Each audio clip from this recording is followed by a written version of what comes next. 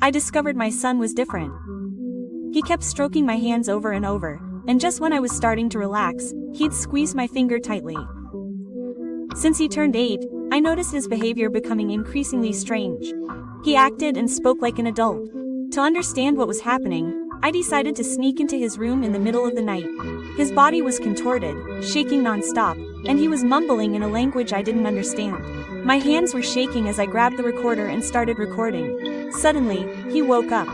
I tried to act calm and asked if he'd had a nightmare, but he said no, it had been a good dream. The next day, I told my husband everything. He thought I was exaggerating. He said that perhaps, because we were so busy, we were neglecting our son and that he was just trying to get attention. So, we hired a babysitter to play with him. During a game of hide and seek, the babysitter finished telling the story but saw the boy standing still, motionless. I thought he hadn't had time to hide yet and didn't notice the dark look he gave me before disappearing. Miles went to the basement, unscrewed the light bulb, and deliberately made a noise to attract the babysitter. When she noticed the light was burned out, she became concerned and came down. And suddenly, something terrible happened. After that, I went to confront him. He acted innocent, saying he knew nothing, but he also said that inside his head, it seemed like there was a strange uncle living there, fighting with him for control of his body.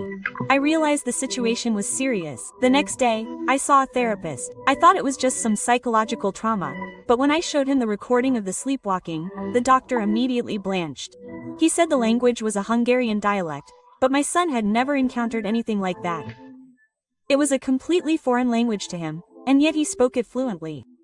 The doctor translated what Miles was saying. Stay.